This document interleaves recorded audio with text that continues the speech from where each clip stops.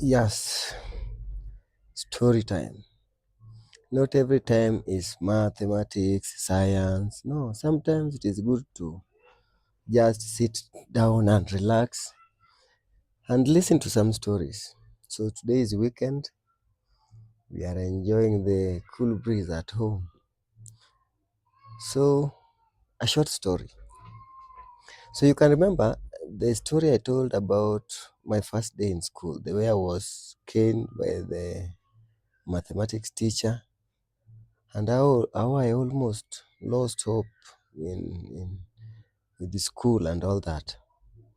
So this time around, it was not my turn. So remember, we were with my brother. So of course he was older than me. So I was his immediate follower. So this time around, we are taken to the rehabilitation center. So remember, there was also a story I told about the how that rehabilitation center came into being. So we were taken there. So initially we used to go there, play, then go back home in the evening. So one day when we went, so there was a madam teacher there. Unfortunately, this madam teacher was expecting by that time. So I don't know what happened between the madam teacher and my brother. So the madam teacher called my brother that day and she really caned. She caned my brother. Seriously, she caned her. She caned him. So after the beating, of course, in the evening, we were to just walk home, and my brother was very calm, so he didn't say anything. So I knew that was just the end of that, and maybe he had nothing. So we went home, and things were just okay. So the following day, we were to do the same, we were to go back to school and be trained here and there. So on our way to the place, my brother comes with the idea and says, Nicholas, did you see how I was beaten yesterday? I told him, yes, I saw. Then he said, now, today, I don't feel like we are supposed to go there. So remember, this is the second time we are doing such a trick. In the other story, I also told you that after I was being caned, I've been caned, we didn't go back to school. So we went, we hid somewhere near the river and we just played there up to lunchtime. But this time around, my brother came up with a very brilliant idea and he told me, Nicholas, you do what?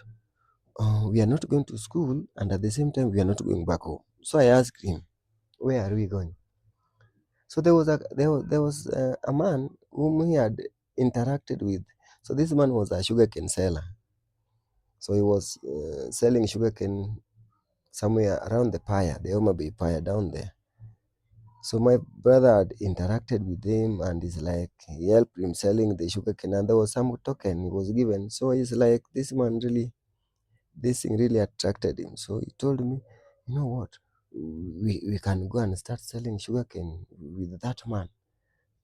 Then I told him, that is a good idea, my friend. What are we doing there where people are just being beaten like animals? And of course, there was beating there, by the way. So I saw the idea was very nice and I liked the idea. So we decided to not to go. So we branched to a nearby bush and we really took time there. So the idea was so good. We wanted to go with this man, but now the means of going, because this man was not staying within Homa Bay, he was only bringing this sugarcane to Homa Bay and going back to, he was coming from somewhere called Sori, so along the lake region. And from Homa Bay to Sori is a very big distance. It's not a small distance. It's very long. So you need some cash to facilitate your movement from Homa Bay to Sori. But here we are. We have nothing, but we want to go to Sori.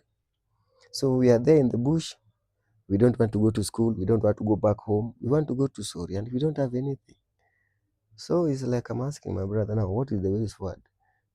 We are not supposed to go home. We are not supposed to go to school. So we want to go to Sori. How are we reaching there? So he didn't also have anything. And he had nothing, no means. So I saw we were wasting a lot of time. So I decided, no, me, if we can't find a way of going to Sori, then me, I'm going back. Me, I'm just going direct to school. It was now late, around 11, and we left home by around 7. So it is around 11 a.m. So I told him, me, I'm going. And I left, and I went. But for him, he's sure that he will never go back to school. He will never go back there. And by the way, that is how he stopped and left the place. He didn't go back. Though he did not make it to Sori, he went back home. And being that my mother was also a very don't care woman, so he was left. Me, I continued. But now the challenge was, there was something I think was ringing in my mother's mind, that me going to the rehabilitation center and coming back in the evening, it's like one day I will also decide just to stop. So she decided to take me there permanently. So I went there permanently, and those people locked me and say, no going back home. So you stay here. So there I was in that rehabilitation center 24/7 inside there. My brother is a free man walking. So at some point I was even regretting, why did I even decide to come back here? Even me now, I would have been enjoying life. I didn't know that maybe God works in different ways. So that is how my brother left school. From that time, he did not step into any class until his last day on earth. He's now the late. So from there, that is how I entered the classroom. So in that compound, we were very confused, by the way. These are people who had never gone to school. So you have heard my story about how I used to go to school. There was nothing. So you don't know anything, even holding a pen, a pencil, or a book. It was very fun seeing people writing. Somebody starts writing on the top left, one sentence, and finishes it in the bottom right. The one sentence, cross, not even following line. It was very fun. So people were really laughing. So, but we started enjoying that life. But it was very frustrating. That life, my friend, the type of food you are eating, the early mornings, you are woken up in the morning, very early in the morning, you run towards the lake. You throw your clothes there and you jump into the lake very early in the morning. Whether you are going to be the breakfast of the crocodile is none of their business. So you go there, and we had a matron that was a very harsh lady, one. Very early in the morning, she has arrived. Nice. Back to the lake. Everybody, bio. So reaching the lake, you throw your clothes there and you jump into the water. And you bathe and you scratch yourself thoroughly. After that, you go back. So it was like, my friend, that was like an army training. It was an army training, because I don't know. We really did a lot. It was hardening. In fact, it was a rehabilitation center. If you say we were being rehabilitated, it was true. Then sometimes these people also, sometimes they hide some drugs.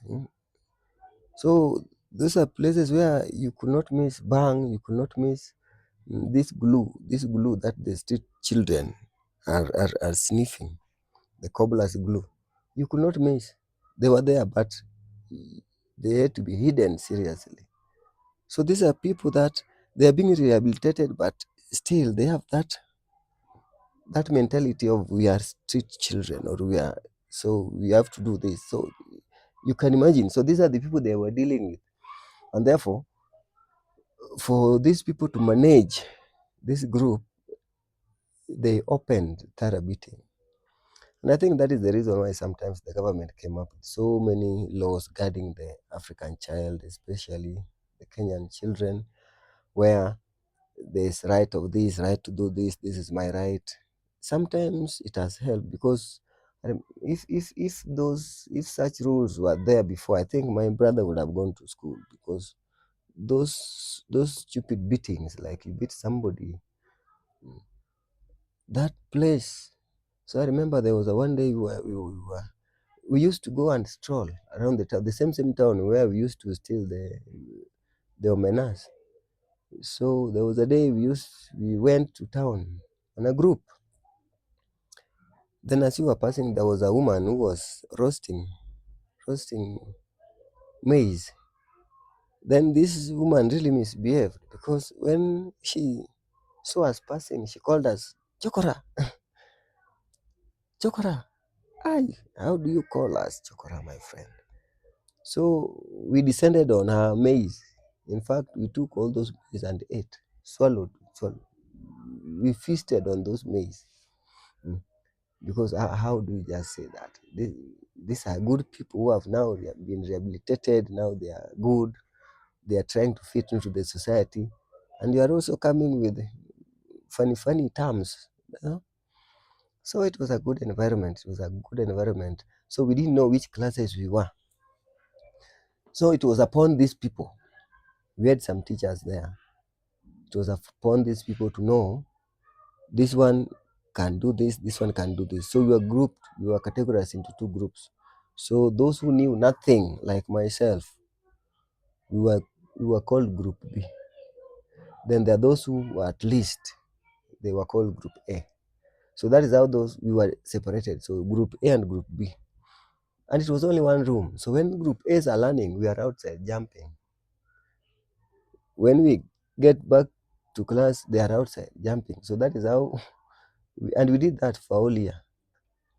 Then by the end of the year, they wrote for us a report, and mine was written promoted to grade 3. So I knew kumbe I was in grade 2. So I was in class 2. So I was promoted to class 3. So that is how we started life there. So how I went back to school, my friend, courtesy of Coast Children Center. So those people who come from Homa Bay, you know that center called Coast Children Center. Those are our sponsors. Those are the people who sponsored us. Unfortunately, there was some financial shortage in the UK, because they used to come from the UK. So they told us the farthest we can take you is up to Form 4. So after Form 4, you are told now you can now go and look for where you fit. So after Form 4, you are left. You go there, whether you have passed or you don't. A good number of us did not make it to Form 4. A good number of us. So this was a very difficult group. So some people decided to go for other trainings, other technical training colleges. Though some completed, others disappeared. Some even up to now we have not even seen them. We don't know even where they are. Some we are even looking for them. So like those people who knows children, Coast Children Center, I know you know what I'm talking about. So if you know these people or you are one of them, people know is especially those who come from Mumbai nowadays, they know it as Coast Children Center. Initially, it was not Coast Children Center. That center has had around 4 names. So the first name we were being called Obrek. I think Gwedi Rehabilitation Center, something like that. Then from there, I think I don't know whether they realized the name was very local. They changed it to be King's Kids. So it was being called King's Kids. So it survived with the King's Kids in Shauriako. Then there was some misunderstanding between the management here in Kenya and the UK. So the UK decided to take us from this management to another place. So when we relocated from Shauriako to Gotrabur, Sasa, where now the center was situated. the name also changed from King's Kids to Jakinda Makeyo. You know, Jakinda Makeyo, that is a local language, meaning he who works hard, harvest, something like that. Jakinda Makeyo. So that was also a very local name. So we survived with that name also for some time. Then later they changed it to Coast. So that Coast is not Coast for coastal region, Coast for KOST, meaning Kenyan Orphan Sponsorship Trust. So later it was known as orphanage, but initially it was not an orphanage. But being that those who are there, the first group who were being rehabilitated had gone. So later, those who came later, for example, around 2000 and from around 2002, 2003,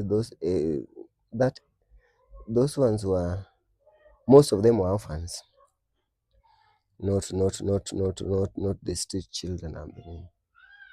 So after Form 4 left. So after Form 4, I said now, it is now the end of the world, so I don't have anywhere to go. How I managed also to go back to school and join college, courtesy of Sister Caroline Osogo, those who comes from Homa Bay. This is a lady that everybody knows. That is my mother. Apart from my biological mother, she is my number 2 mother. This is the woman who mentored me, who took me to college as her own child. So everything that I needed, and I thank Sister Caroline so much. Up to now, she still has a good place in my heart as a mother, as a counselor. So we appreciate. Otherwise, this channel now, sometimes you'll be hearing stories like this. Now look at my subscribers, please. If you are watching, kindly, a whole teacher teaching the whole world how, look at my subscribe. Please subscribe and subscribe. Give me those subscribing is just pressing that button written subscribe, and it will not cost you anything. Just press it and like and share. Press it and like and share. Let us grow big and big and big and big. Otherwise, sometimes it is good to listen to these stories. But next thing, or the next topic coming in, either mathematics or science, that is where I am. That is what Sister Caroline told me to do. She's the person who told me, Nicholas, you are the only, I know what you are going to do. So I can remember there was a day I told her, Sister, I want to go and apply for some course. Then by then I was staying in her house. Then she asked me, which course? Then I told her, mass communication. Then she asked me one thing, mass communication. She was a very funny lady, by the way. So she asked me, now, you can you even talk? And leave alone even talking. After finishing that your mass communication, are you going to have your own station or your own studio? Or you are going to struggle with this? And now I understand what she was saying. The employment opportunity, At least now, through her, I am a teacher, even if now not employed by the government. The TAC are still bado wanaringaringa. But at least I can knock into a school gate and I produce some papers, courtesy of Sister Caroline. So thank you so much, Sister Caroline. I know. May God continue opening ways for you. Otherwise, my followers, please continue subscribing, continue following, sharing, and comment, and let us grow together. Thank you for watching.